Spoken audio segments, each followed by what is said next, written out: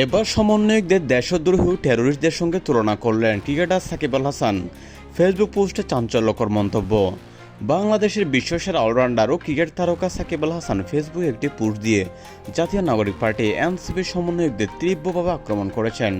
তিনি সরাসরি লিখেছেন যে সমন্বয়করা দেশদ্রোহী টেরোরিস্টদের সঙ্গে তুলনীয়, অর্থাৎ জঙ্গিদের সঙ্গে তুলনীয়। সাকিব আল হাসান তার ফেসবুক পোস্টে বলেন, সমন্বয়করা দেশদ্রোহীদের এবং টেরোরিস্টদের সঙ্গে তুলনা করলে কমই পড়বে। যারা জুলাই আন্দোলনের নাম করে দেশকে অস্থির করে তুলেছে, জনগণের সঙ্গে প্রতারণা করেছে এবং দেশের শান্তি শৃঙ্খলা নষ্ট করেছে, তারা আসলে দেশদ্রোহী।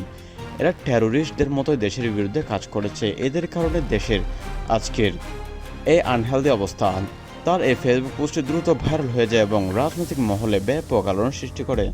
সাকিব আল হাসান আরও লিখেছেন, আমরা দেশের জন্য খেলি, দেশের জন্য গর্ব করি, কিন্তু এই সমন্বয়করা দেশকে ধ্বংস করার চেষ্টা করছে, এদের আর সহ্য করা যায় না। এই পোস্টের পর সামাজিক যোগাযোগ মাধ্যমে তুমুল আলোচনা শুরু হয়েছে। কেউ সাকিবের বক্তব্যকে সাহসী বলে প্রশ্ন করেছেন, আবার কেউ এটাকে অতিরঞ্জিত রাজনৈতিকভাবে প্রভাবিত বলে সমালোচনা করেছেন। এনসিপির নেতৃত্বের পক্ষ থেকে এখনও কোনো আনুষ্ঠানিক প্রতিক্রিয়া আসেনি, তবে দলের অনেক নেতাকর্মী তুলনাকেও সুবর্ণ অযৌক্তিক বলে প্রতিবাদ জানিয়েছেন। বিএনপি সরকারের আমলে এনসিপি নিষিদ্ধ হওয়া এবং এখন দেশের সবচেয়ে জনপ্রিয় ক্রিকেটার মুখে সমন্বয়কদের দেশদ্রোহী টেরোরিস্টদের বলে তুলনা দেশের রাজনৈতিক অঙ্গনে ব্যাপক তোলপাড় সৃষ্টি করেছেন। ভিডিও ভালো লাগলে চ্যানেলটি সাবস্ক্রাইব করে দিবেন। ধন্যবাদ।